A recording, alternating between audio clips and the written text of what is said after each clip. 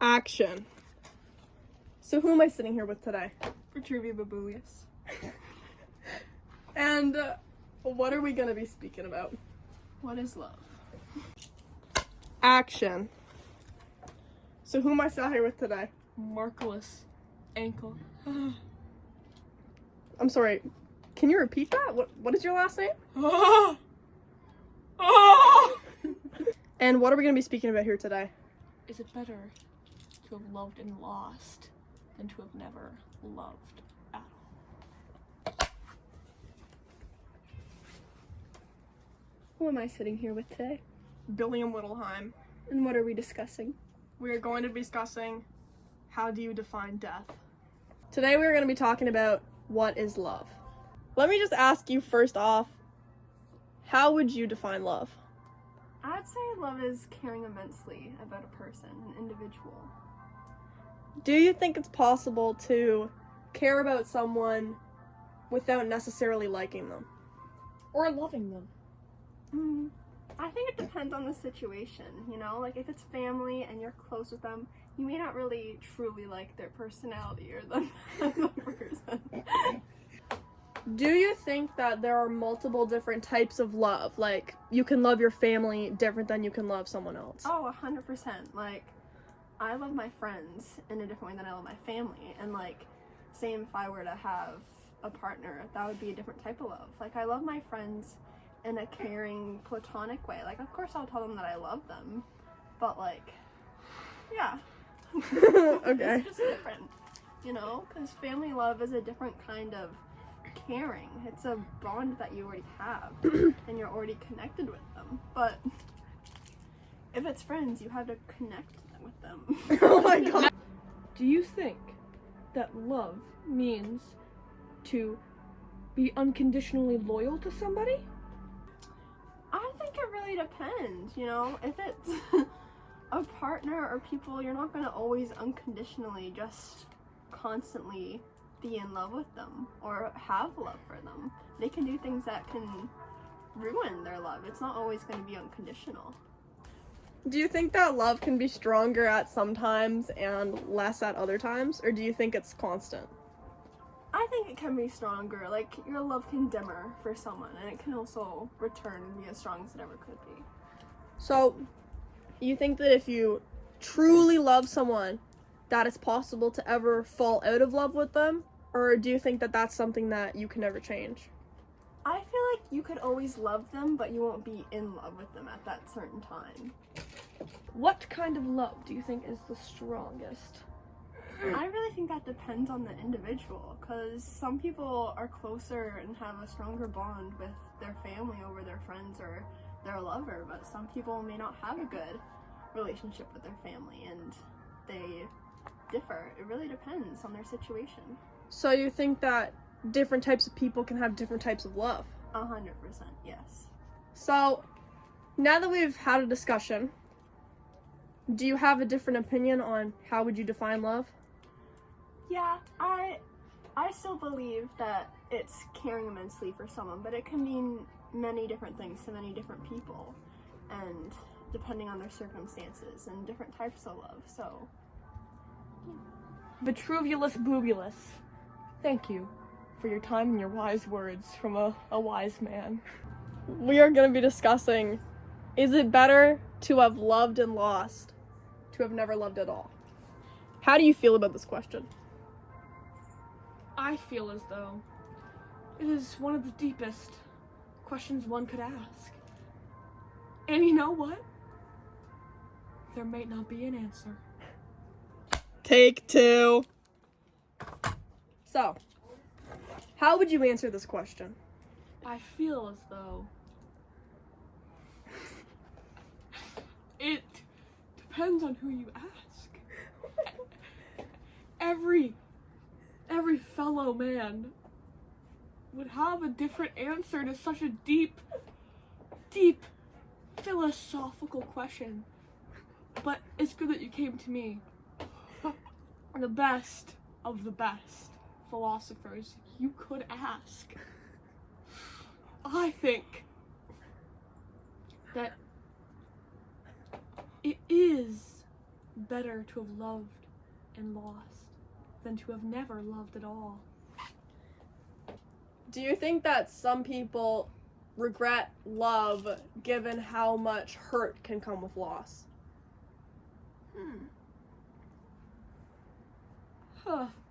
I think, you know what? Momentarily, they regret it momentarily. But then, as time goes on,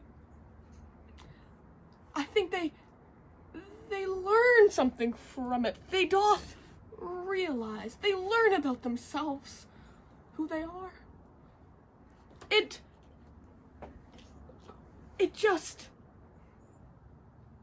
brings you closer to yourself.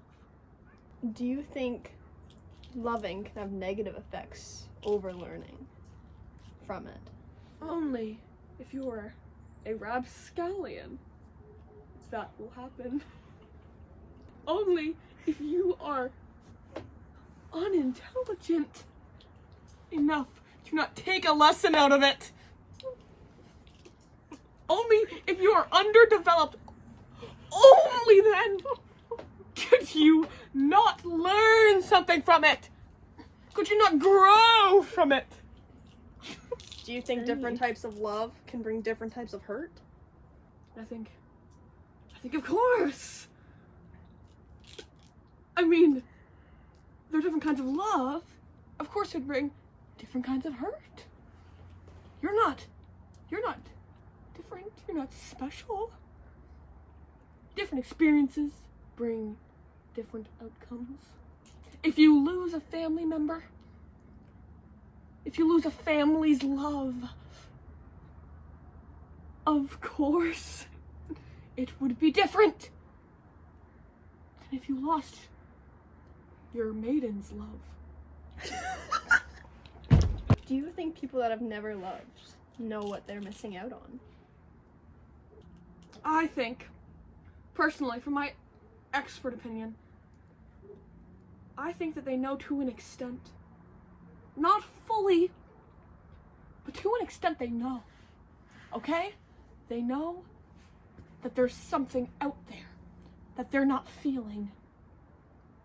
Or that they've never felt. Like something's missing. Like something is missing! But they don't know what it actually feels like. Therefore, they don't know actually the amount that they're missing. So they don't know what they're missing. Do you think people who have never loved or lost, do you think that they're happier Then what? than people who have loved and lost? You must be specific, child. You do not talk to the great ankle. Marculus ankle. Without being specific, child. I'm so... As you should be! You should be sorry. Do you think people who have never experienced hurt from loss of love are happier than people who have?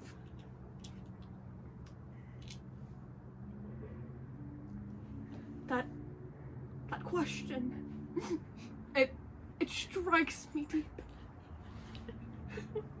I recently lost a fair maiden. You should have seen her. Are you okay, sir? Yes. Back to the question, please. I believe that, I think, again, like I said earlier, I think people who have never loved or lost are more happy than the people who have just loved and lost. But I think at the end of their life, of the people that have never loved, they will not be as fulfilled as the ones who have.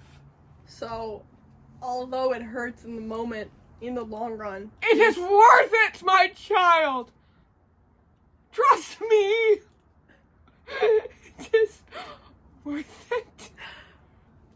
was your fair maiden's name? Dragwina. This is what she once was. A beautiful curvy thing. This is her corpse. I go nowhere without it in my guts. She's still got that beautiful smile that could light up a room like you would never believe.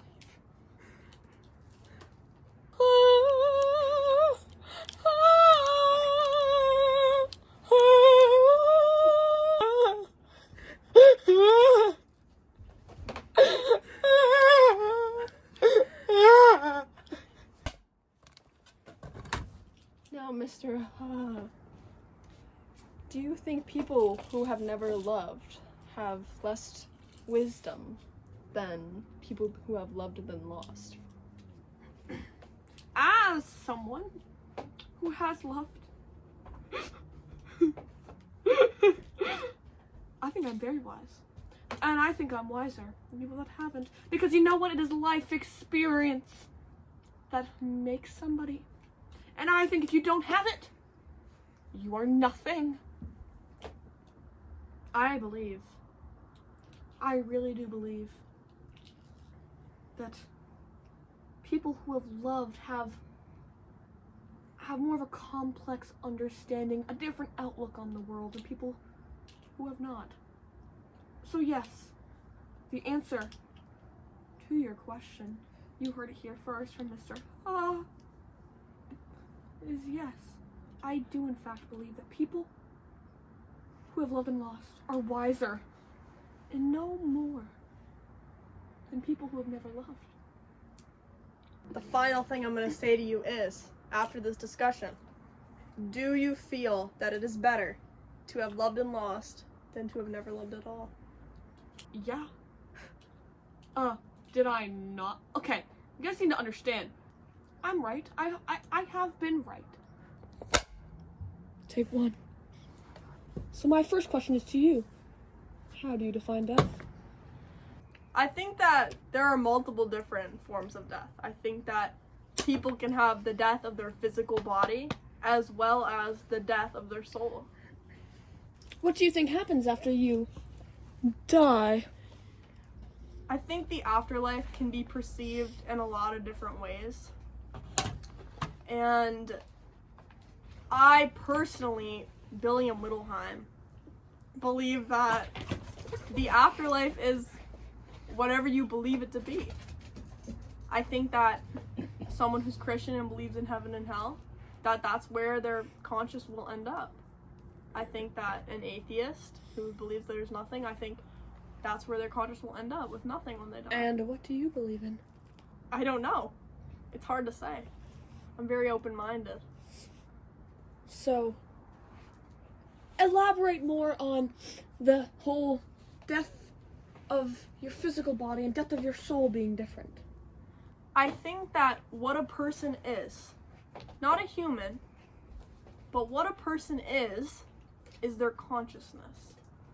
I think that once your physical body, once your organs no longer function, your body is dead, I think that your consciousness will live on to experience more things in the universe. I think that I heard one time the saying of someone doesn't truly die until they're no longer in memory.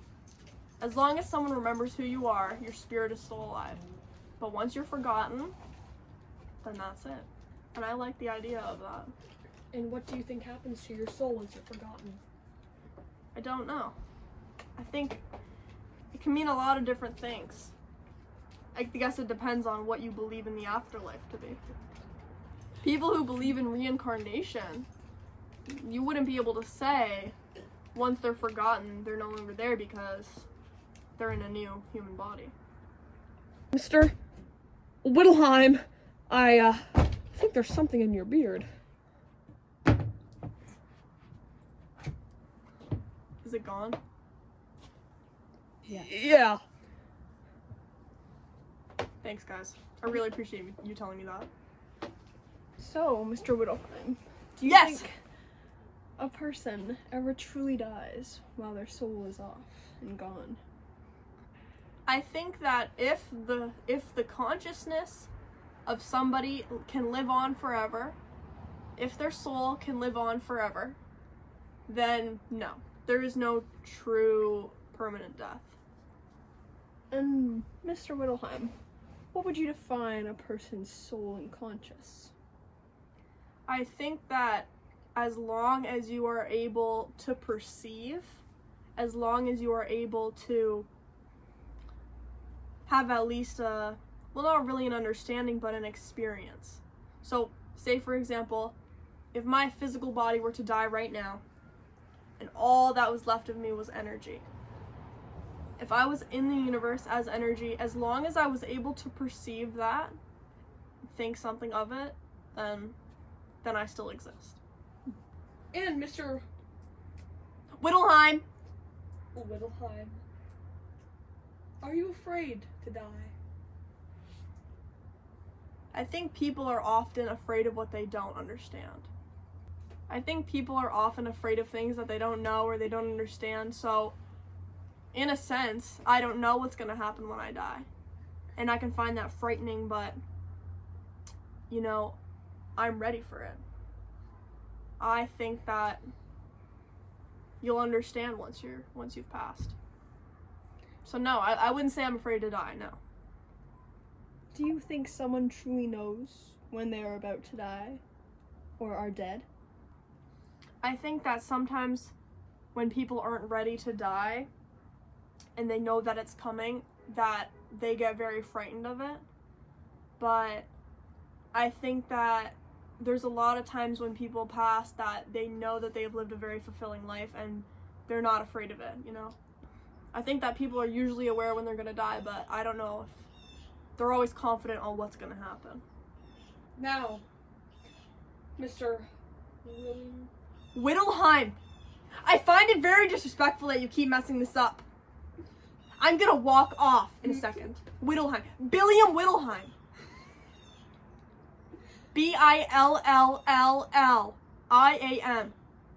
WITGFPHHEIM.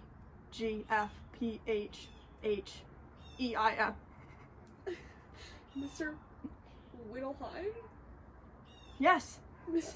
Whittleheim, now that we've had this conversation, again, please reiterate to me, and if your opinion has changed, feel free to speak it. What do you define death as? Personally, I would define death, true death, as not being able to perceive anymore. But I think that this differs on everyone's beliefs. And again, people can perceive things a lot differently. I think there's no way to truly define death from individual people. Thank you for your time, Mr. Whittleheim! We'd greatly like to thank everyone who is watching, everyone participating. Shout to Mr. Chowinski. My nephew Aristotle. Wait. I have a vision. I sense a presence from the afterlife. Who is it? Dragwina is contacting. Dragwina. Indeed. Vitruvi Babulius. Wait a minute. Is that fake?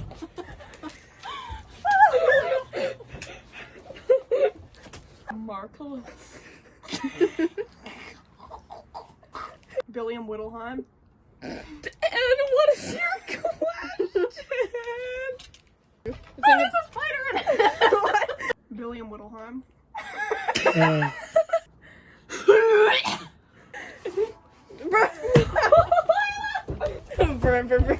What is love? Baby, don't hurt me. Don't hurt. Your neighbor came out and was watching me. Not Don't you change. dare speak it to me that way! Don't make me hit you with my dead wife. I shall avenge thee, Dragwina. I forgot my name.